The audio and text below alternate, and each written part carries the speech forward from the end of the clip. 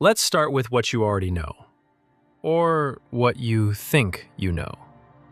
Banana Fish is a love story. A beautiful, brutal, devastating love story between two boys who never should have met. Ash Lynx, a gang leader with the face of an angel and a body count most soldiers couldn't match, and Eiji Okumura, a soft-spoken Japanese photographer's assistant who stumbles into Ash's world and, emotionally, never leaves it. The fandom knows this. The gifs, the fan fiction, the very sincere and completely correct arguments that Ash and Eiji are one of the great love stories in anime history. But here's the thing about love stories. They have a habit of making us focus on the relationship at the center and look away from everything surrounding it. The world the characters are moving through, the systems pressing down on them, the very specific reasons why two people who love each other this much cannot just be together. And Banana Fish has a lot of that surrounding material, more than most shows want to reckon with. There's a question that doesn't get asked enough about this show. Not, did they love each other? Obviously, yes. Not, why did it have to end that way? We'll get there. The question is, how did Ash Lynx get here? Not here as in New York. Not here as in the middle of a conspiracy involving a mind control drug and half the American underworld. Here as in a 17-year-old boy who has been trafficked, exploited, and discarded by every adult who ever had power over him, who has somehow survived all of it through sheer intelligence and violence, and who has never once in his life been protected by anyone who was supposed to protect him. That's not a love story setup. That's a case file. And once you start reading Banana Fish as a case file, as a document about what happens to a specific kind of kid when every institution that should catch them fails, the whole show changes. The romance doesn't disappear. If anything, it becomes more devastating, because you understand exactly what it's up against. Not just the villains, not just the conspiracy, the entire architecture of a world that was never built to keep Ash Lynx alive. So let's talk about that world. Let's talk about the pipeline that produced him, the systems that kept him trapped, and what it means that the anime updated the manga's 1980s setting to the present day and changed absolutely nothing about his story. Because that last part, that's not a continuity oversight. That's the argument.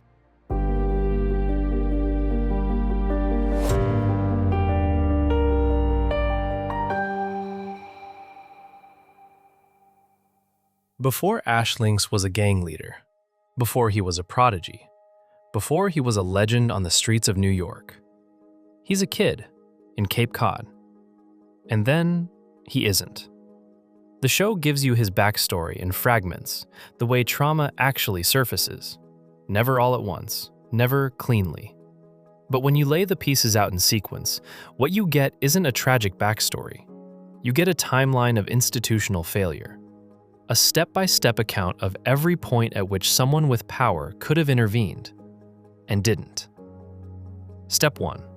He's abused as a young child by a man named Dino Golzine, a man with money, connections, and the kind of social respectability that makes him untouchable. Step 2. His family doesn't protect him. Not because they're monsters, the show isn't that simple, but because the conditions aren't there for protection to happen. Step 3. He's absorbed into organized crime in his early teens. Not through villainy, through survival. When you're a runaway kid with no adult attachment, no resources, and a target on your back, you don't have a lot of options. You find protection where you can. And the people offering protection always want something back. By the time the show begins, Ash is 17. He's also already been running a gang for years, has survived multiple attempts on his life, and has the kind of psychological damage that comes with hypervigilance, dissociation, and an almost complete inability to accept care without immediately preparing for it to be weaponized against him. None of this is random. None of this is exceptional bad luck. This is a pipeline. In the United States right now, approximately 4.2 million young people experience homelessness in a given year. Of those, studies consistently find that somewhere between 30 and 40% identify as queer. In a country where queer youth only make up somewhere around 7% of the youth population. Do that math. That's not a coincidence. That's a pattern. And the leading driver of that pattern is family rejection. Kids pushed out, or kids who run because staying is more dangerous than leaving. Ash is never homeless in the traditional sense. He always has a roof over his head. But he has no safe attachment, no adult who is in his corner without an agenda. No institution, not family, not school, not the state, that ever registers him as a child in need of protection, rather than a resource to be used or a problem to be managed. That rupture, the absence of safe adult attachment, is the same rupture that puts queer kids on the street. The mechanism is different. The outcome is structurally identical. And then there's the trafficking dimension, which the show is remarkably direct about. Golzine doesn't just abuse Ash, he rents him out. Ash's body has been a commodity since he was a child, and the people buying access to it are wealthy, powerful, and completely insulated from consequences. This is not a fictional dynamic. The data on trafficking consistently shows the same vulnerabilities: prior abuse, absence of family support, housing instability, LGBTQ identity. Ash checks every box. He didn't end up here because he's unlucky. He ended up here because the system processed him exactly as it was designed to. This is what the show is actually documenting underneath the gunfights and the conspiracy plot.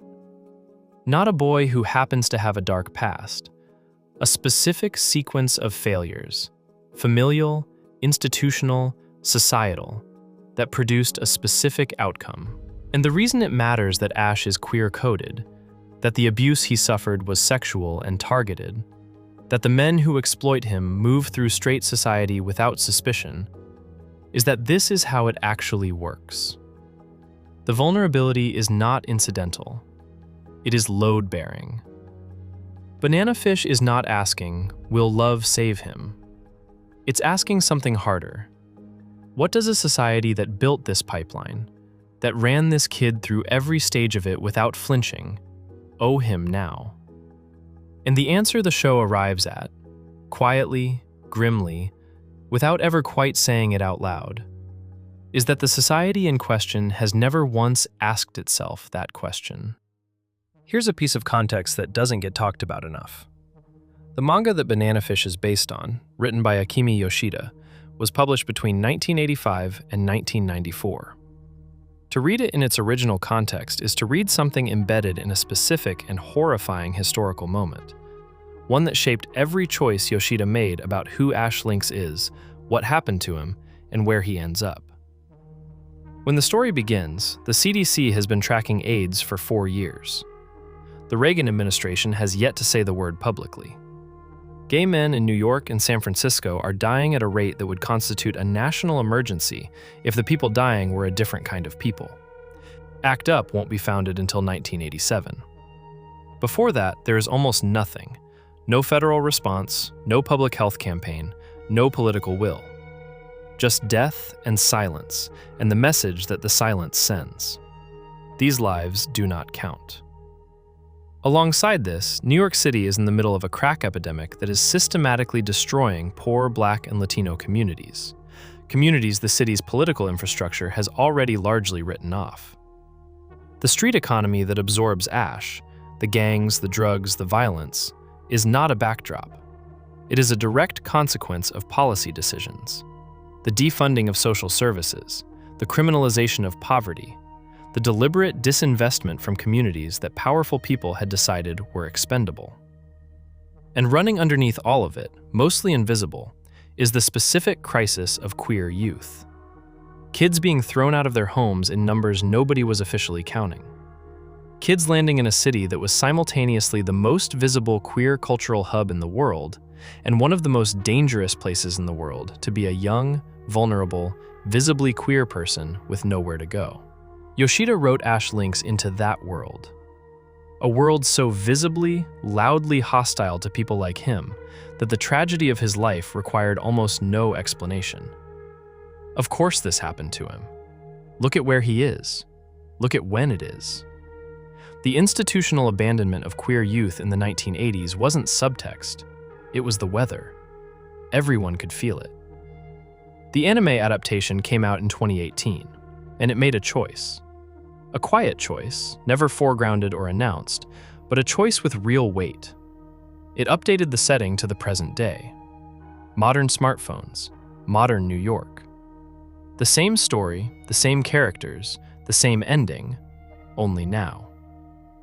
Think about what that means, and think about what it asks of you as a viewer.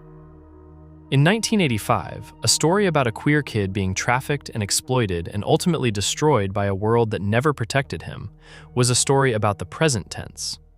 It was reporting. By 2018, we have been trained to receive that story as history, as something that happened back then, before we knew better, before we had the language and the legislation and the rainbow crosswalks. The manga's setting gave the tragedy a kind of historical alibi. Yes, this is devastating, but that was the 80s. Things have changed now. The anime strips that alibi away. It places Ash Lynx's story in a world with Trevor Project hotlines and LGBTQ+ youth shelters and marriage equality and a whole architecture of hard-won visibility, and then shows you, methodically, how none of that infrastructure reaches him. Not because it doesn't exist, because the kids who need it most are often the least able to access it. Because visibility at the cultural level does not automatically translate into safety at the individual level. Because a kid without a safe adult and a stable address and the psychological bandwidth to seek help is not going to be saved by the existence of a support system he's never been told about and wouldn't trust even if he had. Here's the thing about progress. It is real. The world in 2018 is genuinely different from the world in 1985, in ways that matter enormously to a lot of queer people. But progress is not evenly distributed. It accumulates at the top. It reaches people who already have some combination of family support, economic stability, geographic access, and the psychological safety to seek it out. The kids at the bottom of every one of those categories, the kids who look like Ash Lynx, who come from what Ash Lynx came from, those kids are still waiting. The queer youth homelessness statistics haven't meaningfully improved since the 1980s. That 40% figure isn't a historical footnote. That's current data. So when the anime moves Ash's story into 2018 and nothing changes, not the abuse, not the pipeline, not the ending, it is either making a profound and damning argument about the limits of social progress, or it stumbled into one by accident. Honestly, it doesn't matter which. The argument is there either way. There is something almost unbearable about watching the 2018 anime if you hold both timelines in your head at once. Because you know what happened between 1985 and 2018. You know how much was fought for, and how many people died fighting for it, and how much genuine, hard-won change has accumulated over those 33 years. And then you watch Ash Lynx move through a present-day New York with all of that change in the background, none of it touching him, and you have to sit with what that means. The manga was a document of its time. The anime, whether it meant to be or not, is an argument that the time never really ended. That there is a version of 1985 still running, quietly, underneath the progress. Still processing the same kids through the same machinery. Still arriving at the same destinations. That's not a flaw in the adaptation. That might be the most honest thing about it. Now we need to talk about Eiji Okumura. Not as a love interest, as a structural element. Because Eiji's function in this story is not primarily romantic, even though the romance is real.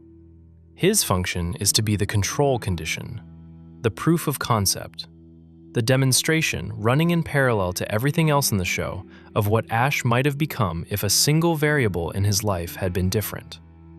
Eiji arrives in Ash's world from the outside. He's not from New York. He has no stake in the gang dynamics, no angle, no survival calculation running in the background. He's also, notably, not trying to save Ash. He's not a social worker or a reformer or someone with a project. He just sees him, treats him like a person who matters. And he stays, even when staying is dangerous, for no reason that can be reduced to self-interest. In the language of developmental psychology, what Eiji offers Ash is something called a secure attachment, a relationship in which care is consistent, not conditional, where you don't have to perform or protect yourself or calculate what this person wants from you, where you are, simply, safe. Ash has never had this. Not once. Every relationship in his life prior to Eiji has been transactional at best and predatory at worst. And here's what the show understands about that, and gets right in a way a lot of media doesn't. Ash doesn't know what to do with it. Watch how Ash responds to Eiji's care throughout the series. He deflects it. He intellectualizes it. He pushes Eiji away repeatedly and forcefully. He tells himself it's for Eiji's own good. Because Ash is a kid who has been conditioned by years of experience to understand that closeness is a liability, that the people who get near you can hurt you or be used against you, that care is either a transaction waiting to be called in or a trap waiting to be sprung. He's not being dramatic. He's being rational, given everything he's ever learned. This is one of the most clinically accurate things Banana Fish does, largely without announcing it. The research on complex trauma, the kind that comes from prolonged abuse beginning in childhood, from chronic absence of safe attachment, from having your body treated as something that belongs to other people, consistently describes exactly this pattern. Ash isn't broken. He's adapted. The adaptations that kept him alive are the same adaptations that make it almost impossible for him to let anyone in. And then there's the timing. Eiji arrives when Ash is 17, which means the abuse started when Ash was somewhere around 6 or 7. That's a decade of the wrong kind of attachment, laying down the architecture of how he understands relationships, before a single person shows up to offer him something different. Developmental windows matter. The show never says this out loud, but the math is there. There is a reading of Eiji's role that tips into something sentimental and false. The idea that love arrived in time. That Eiji's presence represents a genuine counterweight to everything that was done to Ash. The show is more honest than that. Eiji doesn't undo the damage. He can't. Nobody can. What he does is give Ash a reference point. Proof that the thing he's been missing exists, that it was real and possible, even if it arrived too late to change the structural outcome. That's what makes their relationship genuinely tragic rather than just sad. It's not that they don't love each other. They do. It's that love is not a policy intervention. It cannot retroactively fill the decade of absence that shaped who Ash became. Eiji is the proof of what was missing. He is not, and cannot be, the remedy for it. There's a version of this story where Eiji shows up earlier, where a teacher notices, or a neighbor, or a social worker with enough resources and time to actually follow through, where safe attachment arrives before the damage compounds, where Ash Lynx gets to be the person Eiji sees him as for more than a few months at the end of his life. But that version of the story doesn't exist. Banana Fish is not interested in that version. It is interested in the version where the intervention comes too late, and in making you sit with what that means. Now, let's address the thing the comment section will not let you ignore. Ash Lynx dies at the end of Banana Fish. He survives the conspiracy. He defeats Golzine. He wins, by every metric the plot has established. and then he gets stabbed on the street by a minor character, stumbles his way to the New York Public Library, sits down, reads Eiji's letter professing his love, and dies quietly, alone, in the only place he's ever felt truly safe. The bury your gaze critique is legitimate as a general phenomenon.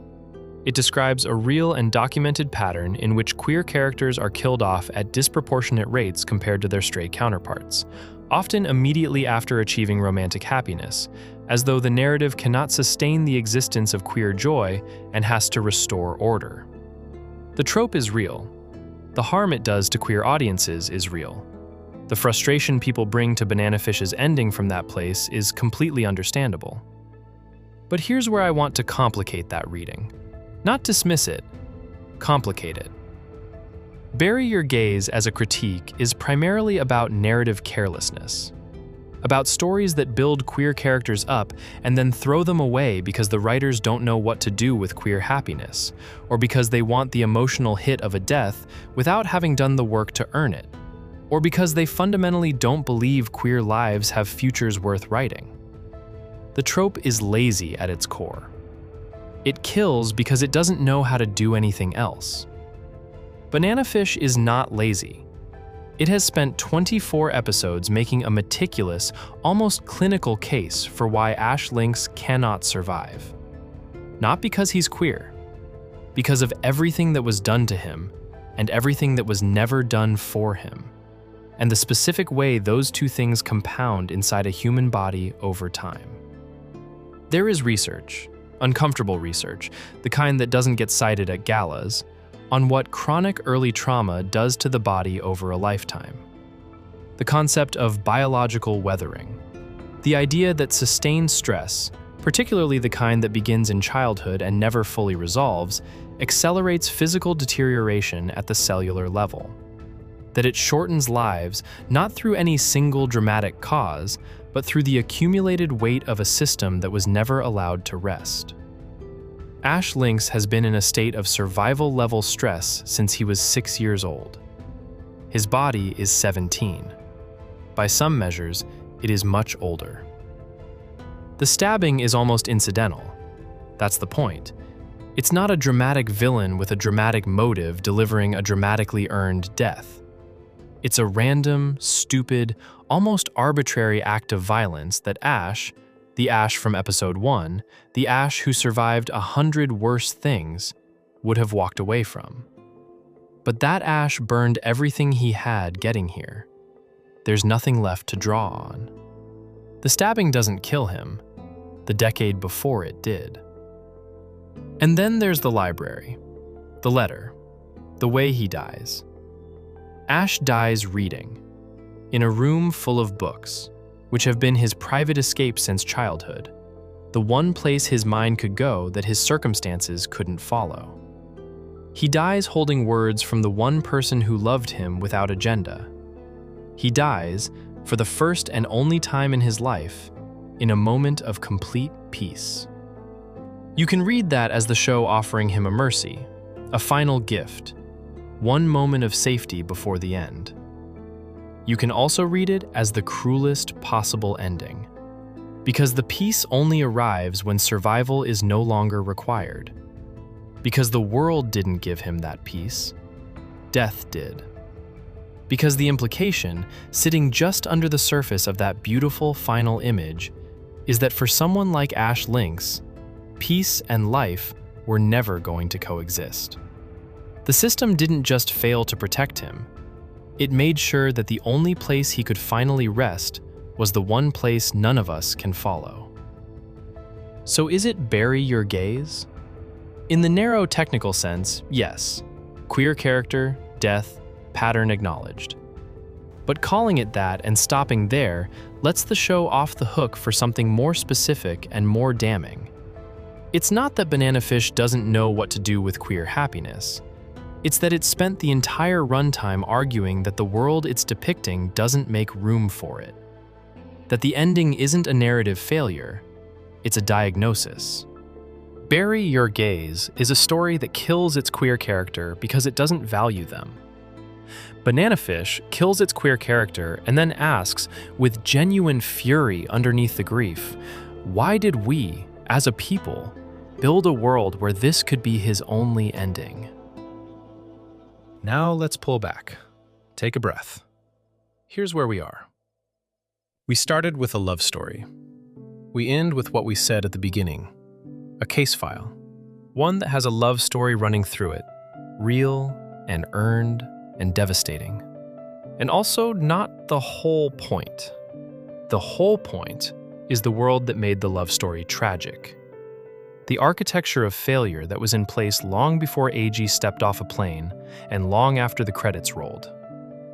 Banana Fish is about a boy who was failed by his family, processed by organized crime, exploited by wealthy men with impunity, and delivered to his death by the accumulated weight of a decade of institutional indifference. He is also, encoded in every layer of the story, queer. Not incidentally, constitutively.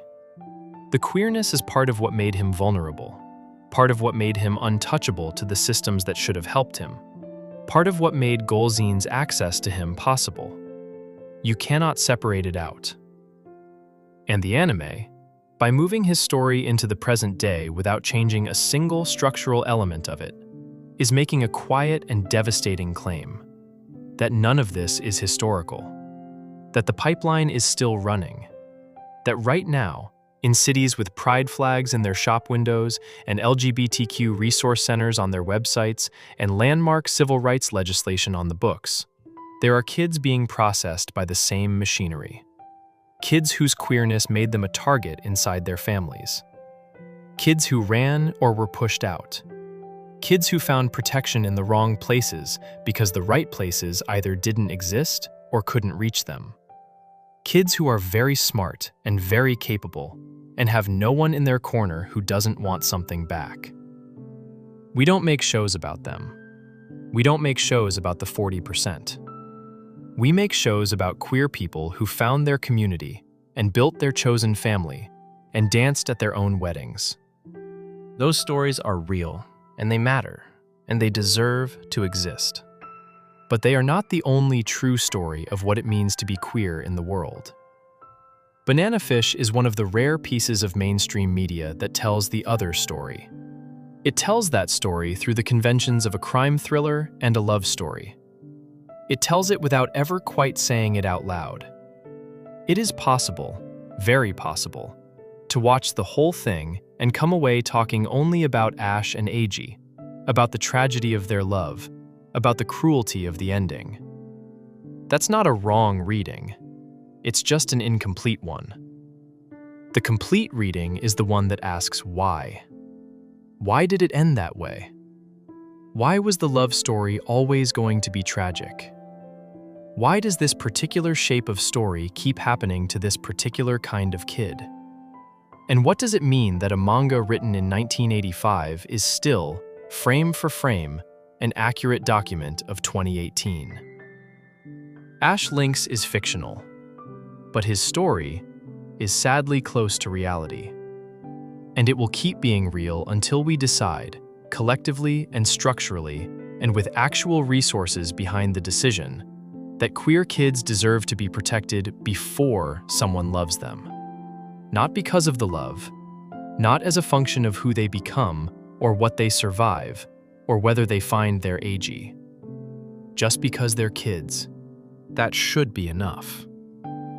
Banana Fish knew that. It just knew it was too late for Ash.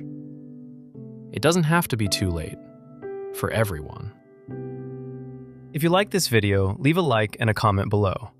I plan on covering a lot of queer topics here, so every like, comment, and subscription means a lot. And feel free to let me know what other kinds of things you'd like to see videos about. My name's Ashton, and this is The Gay Gaze. Thanks for watching.